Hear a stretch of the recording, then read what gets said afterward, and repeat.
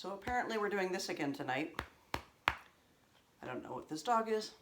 Okay, so last night we were in England and I had driven the British car, driving on the wrong side of the car, the wrong side of the road, shifting with my left hand, had arrived in New Quay, Cornwall, which is on the central coast of England. Was awakened in the middle of the night by crashing waves that I didn't know that's what they were. So now I've had a little bit of experience driving, but I guess it was Sunday at this point, so I didn't really have to be anywhere until Monday. That's when I had to report to the Navy base. So I thought, well, I'll just drive into town and see what's up. So I drove into this little village and stopped at a local place to get something to eat. And unbeknownst to me, I was not prepared for every single place that I went to eat that entire week, no matter what I ordered. The waiter always asked, "Will you want chips with that?" I'm like, what? "Will you want chips with that?" So they want to serve chips, French fries, with everything, just cracked me up. So I had a nice lunch, and then I thought, well, this is a coastal town. I'll see if I can find a way to get down and so I can see the water, because there's cliffs everywhere. So I'm just kind of figuring this out as I go. So I'm in my little British car, and I follow some signs that make it look like there's a way to get down to like a pier. So like, oh, that'd be cool. Maybe I'll catch some people fishing or whatever. So I start down this little road, and the roads in England, I'm not sure if it's everywhere in England, but every place that I was driving, the roads are so narrow. They're like wide enough for like 1.5 cars. So the etiquette is, if you're driving on a two-way and there's only room for 1.5 cars, they have strategically placed cutaways so that whoever is feeling generous, I guess, pulls into the cutaway and lets the other person pass, because there's not room for the 2 cars to pass like this. So this was one of my earlier exposures to that little bit of road etiquette. But this narrow little road that wound and wound and went down and down, and it finally ended up, as I had hoped, at the water. What I wasn't planning on was having to turn around.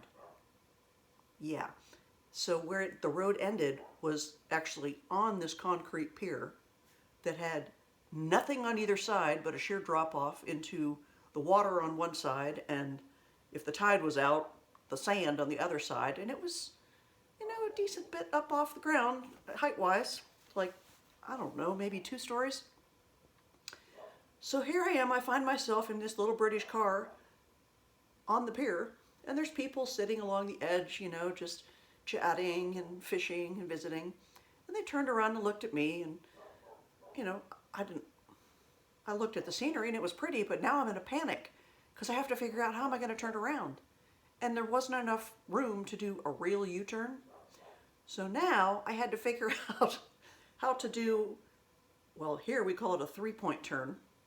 You go forward, and you back up, and you go forward, and you back up, and then you go your merry way. But now I had to do everything backwards. And there was nothing protecting me on either end. It was a vehicle I still was fairly unfamiliar with. So I was terrified. I was going to drive off the edge of this pier and land, 2 stories down either in the water or the sand. So rather than a 3-point turn, I think I did about a, 12-point turn. I went, wee, wee, wee, wee, wee, because everything was backwards.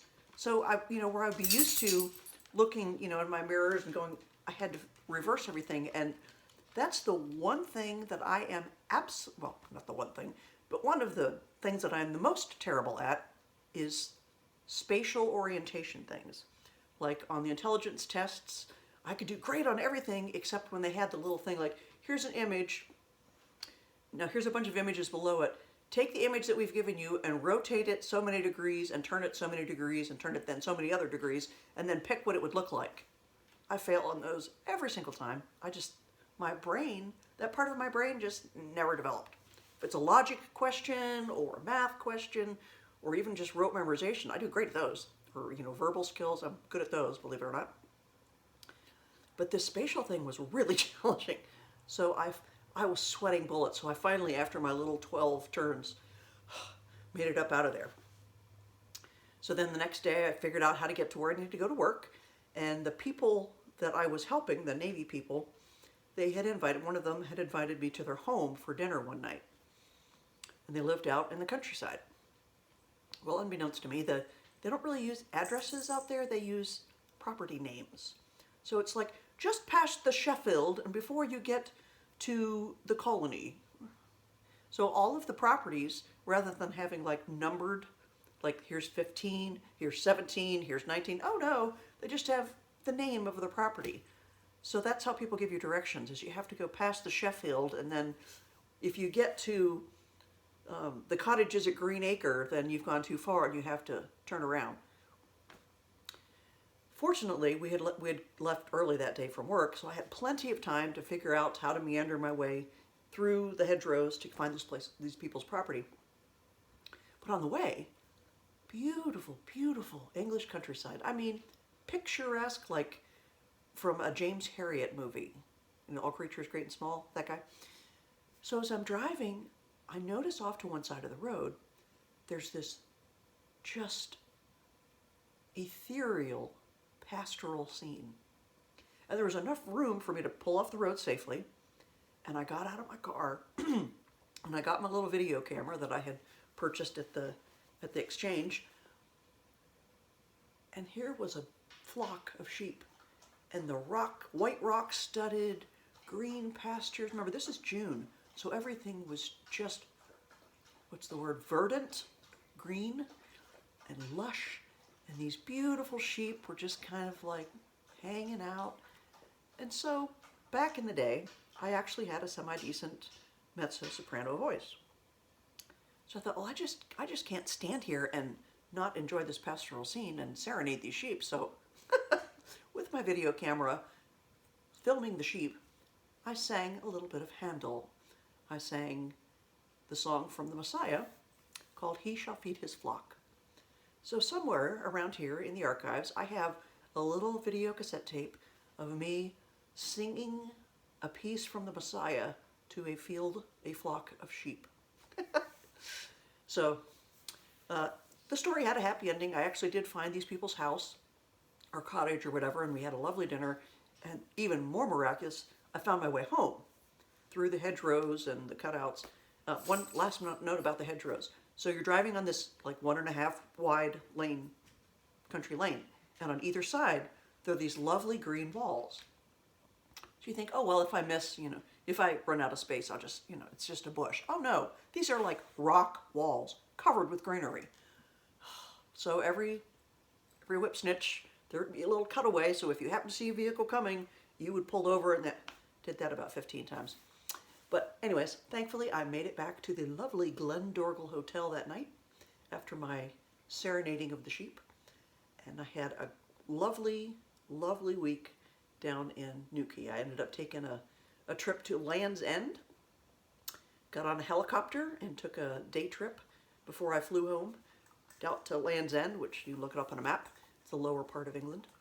And had a lovely time. I went to a church there where they introduced me to the bizarre thing called clotted cream, which sounds disgusting, but it's actually quite tasty. So that was the end of week 2 of this business trip. First week in London, second week on the southern or central coast, and the third week I left England and I flew to, you'll find out tomorrow. So tomorrow I will finish this particular story about this particular business trip, and then I have a few more business trips I want to share of different places that I saw.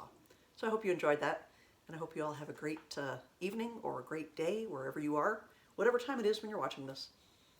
Take care, and God bless.